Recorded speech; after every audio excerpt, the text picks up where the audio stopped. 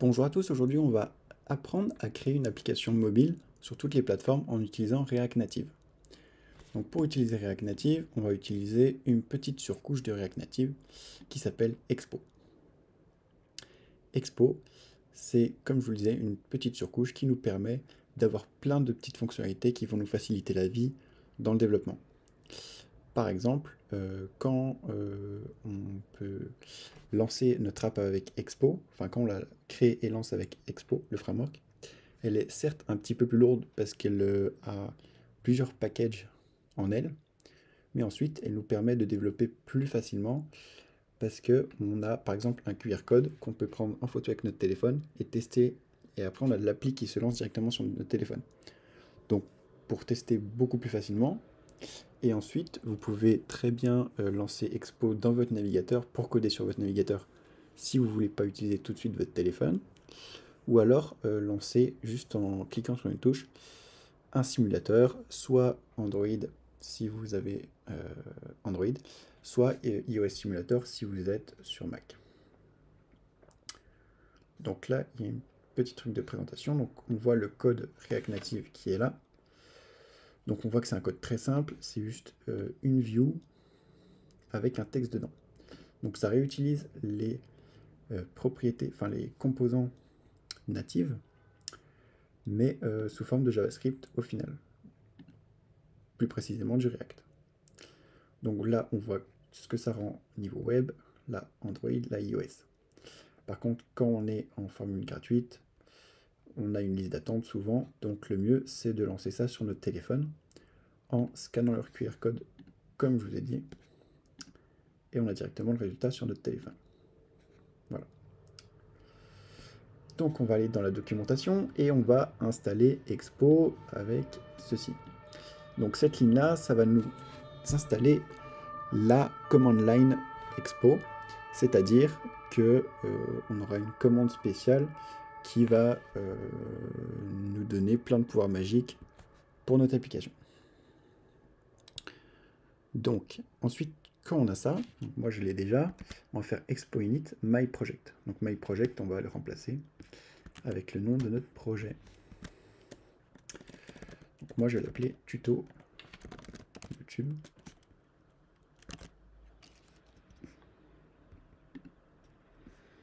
On peut aller dans installation, ça on a fait, ça on a fait. Create a new app, donc après on aura juste à faire Expo start pour lancer l'application. Donc là il nous propose plusieurs templates. Donc soit blanc, donc vraiment on n'a rien dedans, soit blanc en TypeScript, soit tabs. On va prendre ça, comme ça on a déjà les petites, on a déjà plusieurs pages qui sont déjà faites avant de commencer d'écrire du code. Et donc là on va faire un CD tuto YouTube et Expo. Et là on a toute la liste de commandes Expo.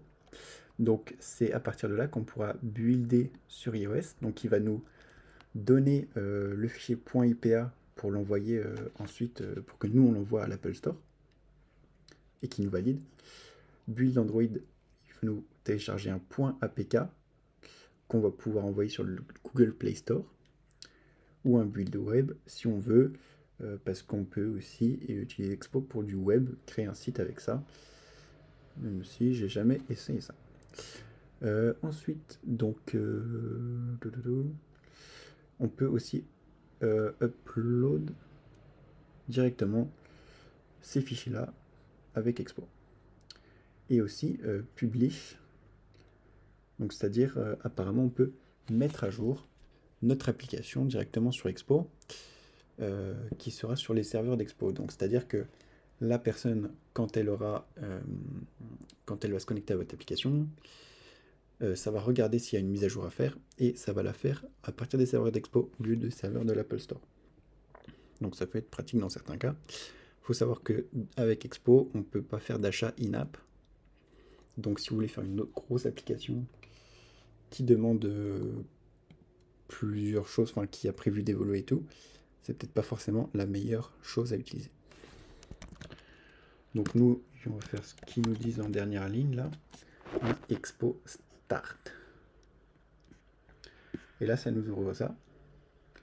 Donc on a notre QR code pour le mettre sur notre téléphone, ou sur lancer Android, lancer iOS Simulator, ou lancer un web browser. Moi, c'est ce que je vais faire parce que c'est le plus facile pour vous faire une petite démonstration. Donc là, il nous emmène directement ici. Donc j'ouvre l'inspecteur pour mettre une vue iPhone X. Et là, on voit qu'on a deux tabs. Tab 1 Title. Un Tab 2. Tab 1, Tab 2. Donc on a déjà une petite base de fait qu'on peut s'amuser à modifier.